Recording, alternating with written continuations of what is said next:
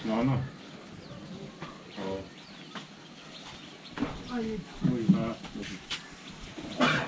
तो सभी महानुभावों को नमस्कार। आप लोग थोड़ा नजदीक आके सुनना चाहते हैं क्योंकि हो सकता है आवाज़ नहीं सकता है, ठीक है।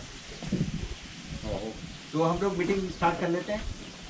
या वो किसी को करना है इंतजार में किसी को? तो मेरा नाम वीरेंद्र गंभीर है और हम लोग आप जानते होंगे कि एसआर एशिया संस्था ने ये रेलवे प्रोजेक्ट के रिलेटेड जो हम लोगों ने सामाजिक समाधान करा था उसकी रिपोर्ट ये तैयार हो गई है। तो ये जो ज़मीन या भू अधिग्रहण का जो नियम 2013 है उसके तहत पहला जो टास्क थी हमारी वो ये था कि भाई गांव में आकर के जिन लोगों की ज़मीन जा रही है खासकर उन्हीं लोगों से बातचीत करके ये पता करना था कि भाई क्या है उनके इश्यूज क्या हैं, क्या समस्याएं होंगी, उन समस्याओं का क्या समाधान होगा और आपका ये भी पता करना था कि अगर ज़मीन जाती है तो आपको उससे किस तरीके की समस्याएं उत्पन्न हो सकती हैं, सामाजिक रूप से भी, सामूहिक रूप से भी और आर्थिक रूप से भी, इस तरीके की। तो आपने देखा होगा कि पूरी उस टाइम आप लोगों के साथ में एक एक आदमी के साथ में मिलकर के आपके सारे डेटा भी लिया गया होगा और ऐसी सभाएं भी हुई होंगी जिसमें ये सारी चर्चा की गई होगी कि ये प्रोजेक्ट कैसा है, इससे क्या फ़ायदे हैं, क्या नुकसान है। तो ये पूरी चर्चा हुई है और उस चर्चा के नेक्स्ट लेवल पर अब आप देखेंगे कि यहाँ पर हमारे एसडीएम साहब भी हैं जो कि एक लैंड एक्विजिशन ऑफिसर की तरह अभी है लैंड के मामले में, ये भी हमारे साथ में है जो कि इस परिचर्चा को देखेंगे और इसमें ये देखेंगे कि भाई जो हमने लिखा है क्या वो आपने जो बोला था वो सारी चीज़ें इसमें उनका हमने इसमें ज्ञापन लिया है। इसमें जो विभाग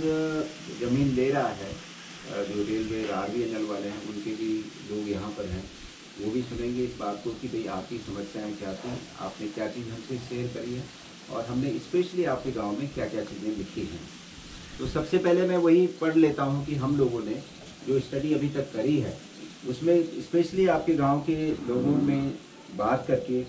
एक तो ये था कि जो ज़मीन का है, ज़मीन का तो अगर किसी को भी वेरिफिकेशन करना है लैंड के बारे में तो लैंड के रेवेन्यू डिपार्टमेंट के लोग भी हैं जो कि नक्शा लेकर के भी आए हैं और अगर कोई अपनी ज़मीन को ये देखना चाहे कि ज़मीन की वेरिफिकेशन करना चाहे कि मेरा घाटा संख्या या जो भी खसरा संख्या जो भी आपकी होती है उसको भी आप वेरीफाई कर सकते हैं। तो हम लोग सारे दस्तावेज के साथ में आज आए हैं और इस मीटिंग का ये ऑब्जेक्टिव है कि भाई ये क्योंकि प्रोजेक्ट करना है, सरकार का प्रोजेक्ट है, सरकार का मतलब लोगों का प्रोजेक्ट है, ऐसे ये करता हूँ और उस प्रक्रिया के तहत जब हम लोग ये ज़मीन ले रहे हैं तो अब ये एक लैंड एक्विजिशन 2013 के नियम के तहत जब हम लोग ले रहे हैं तो ये कि कंपलसरी है कि भाई ये ज़मीन चाहिए ही चाहिए होगी, लेकिन उस चाहने के साथ में ये ज़रूर देखा गया है कि भाई जितने भी आपके इश्यूज़ हैं उन इश्यूज़ का ज्ञापन लिया गया है।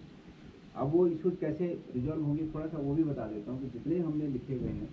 इसके बाद एक प्रक्रिया होती है कि ये जो बना, ये जो डॉक्यूमेंट दिया आप सब लोगों ने, जैसे भी हम जहाँ देख रहे हैं सब लोग ज़मीन देने के लिए तैयार हैं, सबकी ये मतलब सहमति है कि भाई हम ज़मीन देने के लिए तैयार हैं, लेकिन उसके साथ कुछ जुड़े हुए समस्याएं हैं। उन समस्याओं को हमने इसमें लिखा है तो आप ये भी मानेंगे कि समस्याओं का जो सोल्यूशन होगा वो भी धीरे धीरे होगा क्योंकि ये बड़ी कुछ तो प्रोजेक्ट के साथ में होंगी, कुछ प्रोजेक्ट से पहले होंगी, कुछ हो सकता है प्रोजेक्ट के बाद में होंगी। लेकिन अब ये जो रिपोर्ट जाती है ये इसके बाद अब सरकार की कमेटी होती है जो उस कमेटी को जाती है, वो इसमें देखती है कि भाई इसमें क्या बदलाव करना है या इसमें ये बदलाव के बजाय वो ये देखती है कि क्या इसको नियम के तहत वो पर्याप्त रूप से करा गया है कि नहीं करा गया है। हो सकता है कि अगर कोई और भी इशू होता है तो वो लोग भी आपके पास आते हैं, इसके बाद भी एक एक्सपर्ट जो ग्रुप होता है सरकार का वो भी आता है कि भाई आपका कोई अगर समस्या होगी तो वो भी सुनते हैं। अगर कोई चीज़ इसमें जो आपने अगर फिर भी लेके आना चाहें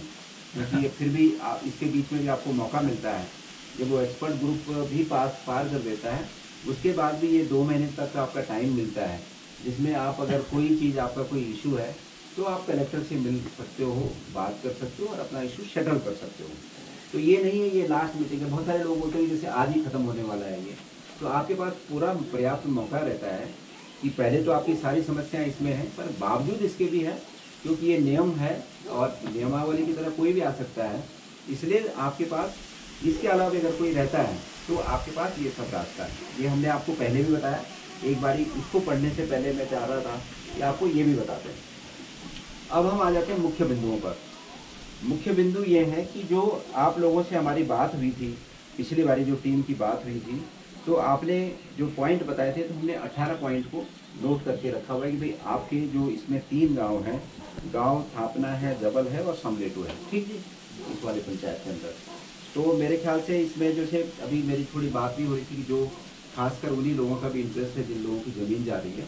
बाकी जो कॉमन चीज़ें हैं उनकी भी बात होगी, 1-2 पॉइंट जो इसमें आए हैं उनकी भी बात होगी। जो पहला पॉइंट, जो पहली चिंता आप लोगों ने जब जताई थी कि भाई इस परियोजना के आने से आपको एक तो भूस्खलन की स्थिति आ सकती है, माना जमीन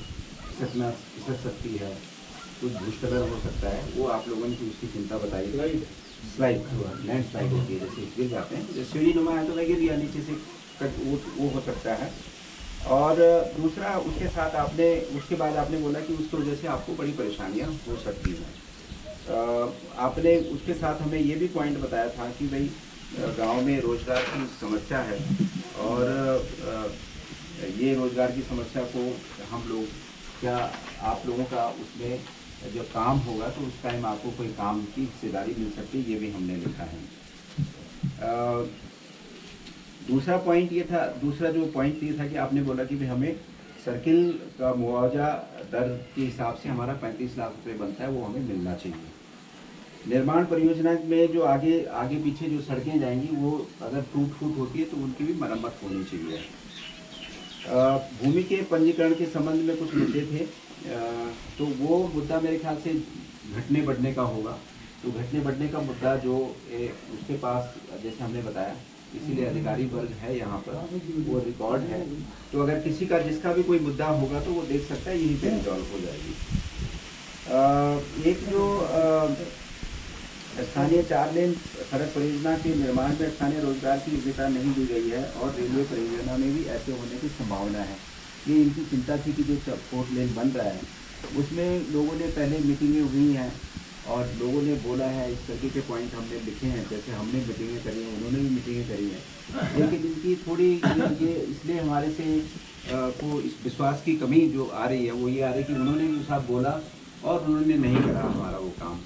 उसमें एक मुद्दा जो खास तक आया था, जो कि मेरे ख्याल से बहुत ही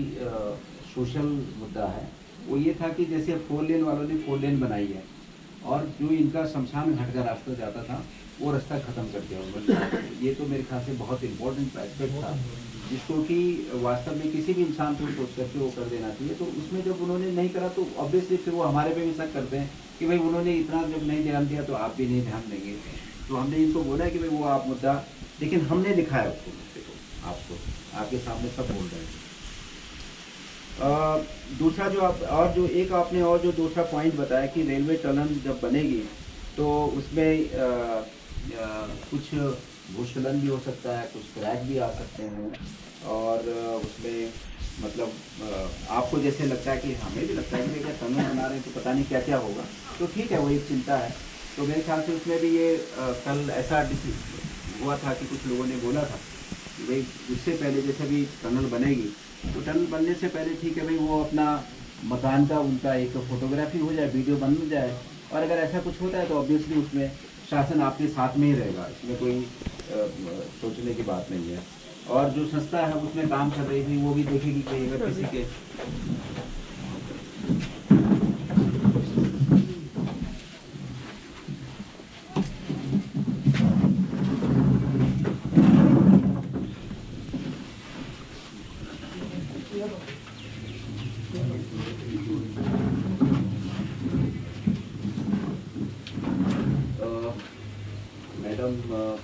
एडिशनल डिप्टी कमिश्नर और मैडम वो वाला काम देखती है, मतलब खुद उनका कि जो इसके जो प्रभाव होंगे उन प्रभावों को एक रिहैबिलिटेशन एंड रिसेटलमेंट बोला जाता है उसमें, कि भाई पुनर्स्थापन और पुनर्वास और पुनर्निर्माण। हाँ, पुनर्वास पुनः स्थापन। ठीक है, तो जो इसके जो जैसे आपको चिंता थी कि भाई इसमें कौन इन चीज़ों को आगे जो बढ़ेंगे, वो उसके लिए भी ऑफिसर्स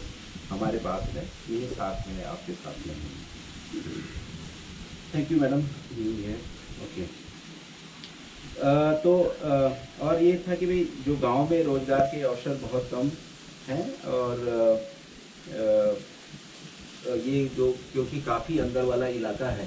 तो इन लोगों को अगर कुछ एम्प्लॉयमेंट अपॉर्चुनिटी मिलेंगी तो ऐसा इन लोगों की अपेक्षा है। एक और जो पॉइंट है कि